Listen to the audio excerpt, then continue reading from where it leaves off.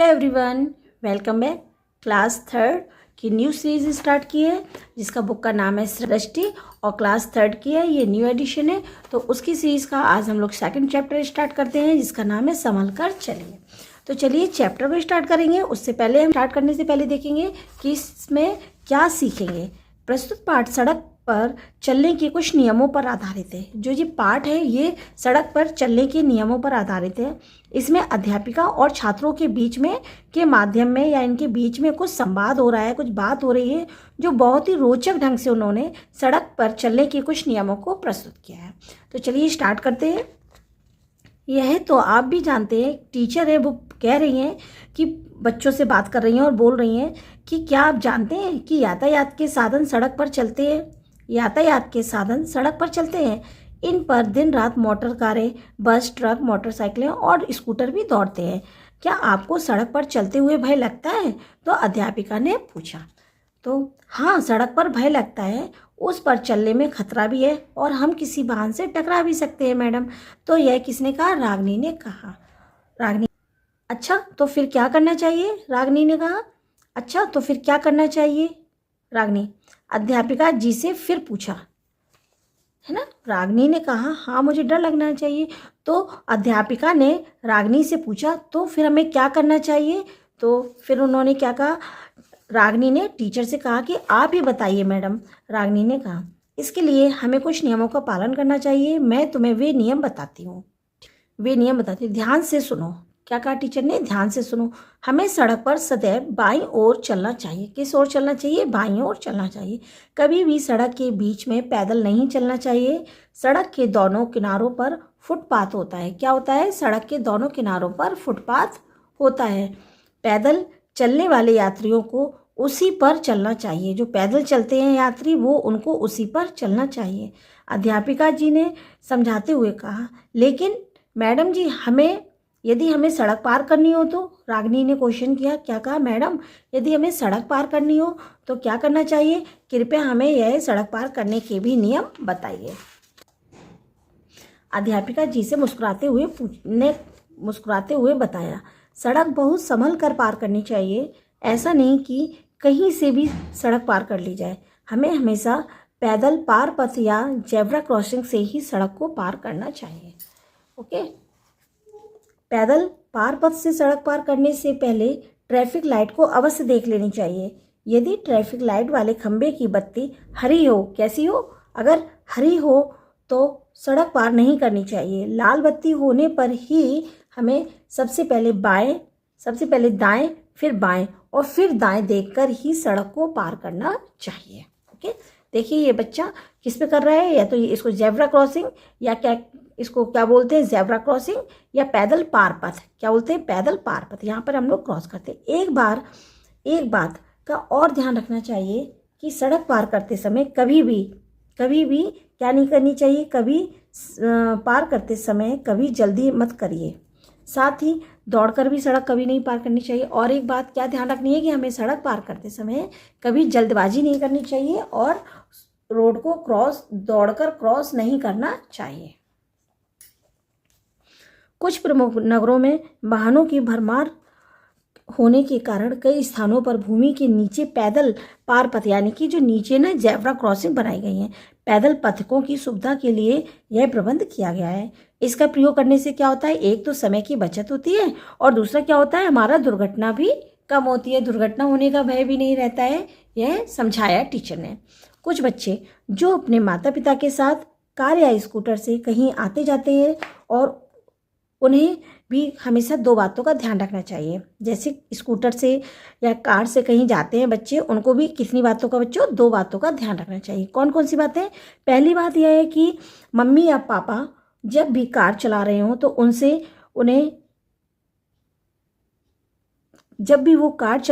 उन्हें कभी भी ये नहीं कहिए कि और तेज चलाइए, उस गाड़ी से आगे निकाल लीजिए। बोलते हैं ना बच्चे कि उस गाड़ी से आगे निकालो, और तेज, तो ये कभी नहीं बोलना चाहिए। दूसरी बात क्या ध्यान में रखना है हमें कि कभी भी अपना हाथ या मुंह वाहन की खिड़की से बाहर ना निकालें और ऐसा करने से दुर्घटना होने का भी भय रहता है। गाड़ी के चालक के साथ ज़्यादा बात नहीं करनी चाहिए और ना ही उनसे कोई छेड़छाड़ करनी चाहिए।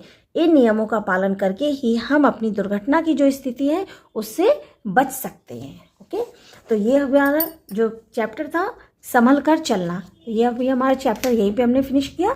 अब हम इसकी करेंगे एक्सरसाइज। ओके, इसका वर्क करेंगे नोटबुक में जो हम वर्क करते हैं। सबसे पहला इसका मौखिक कार्य देखते हैं बच्चों। क्या सीखा और क्या जाना। क्या सीखा आपने चैप्टर पढ़ के और क्या जाना। पहला है यातायात के साधन कहाँ चलते हैं, तो हम इसका आंसर क्या देंगे कि यातायात के साधन सड़क पर चलते हैं। कहाँ पर चलते हैं बच्चों, सड़क पर चलते हैं। सड़क पर किस ओर चलना चाहिए, तो सड़क पर हमें हमेशा बाईं ओर चलना चाहिए। सड़क कहाँ से पार करनी चाहिए, सड़क को हमें पैदल पार पथ पर से ही क्रॉस करनी चाहिए, यानी कि पार करनी चाहिए।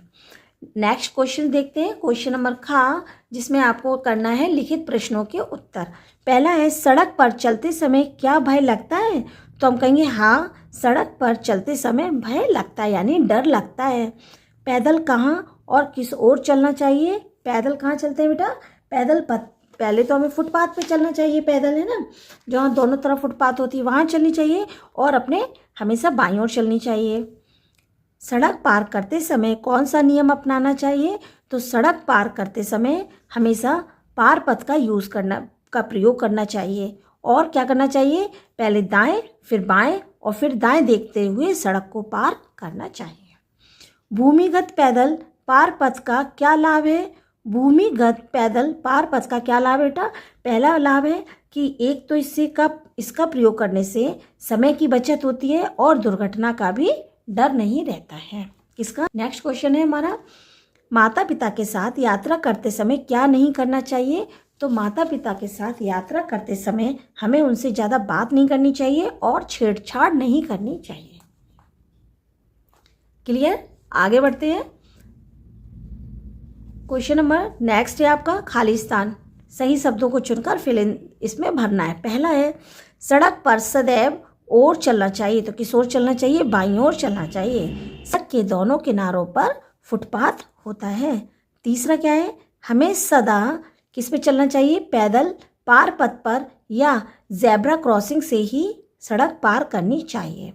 नेक्स्ट 4 नंबर का है ट्रैफिक लाइट क्या होनी चाहिए, लाल होने पर ही सड़क पार करनी चाहिए। नेक्स्ट एंड लास्ट क्वेश्चन है इसका, गाड़ी के से बात नहीं करनी चाहिए, यानी जो चालक है उससे बात नहीं करनी चाहिए।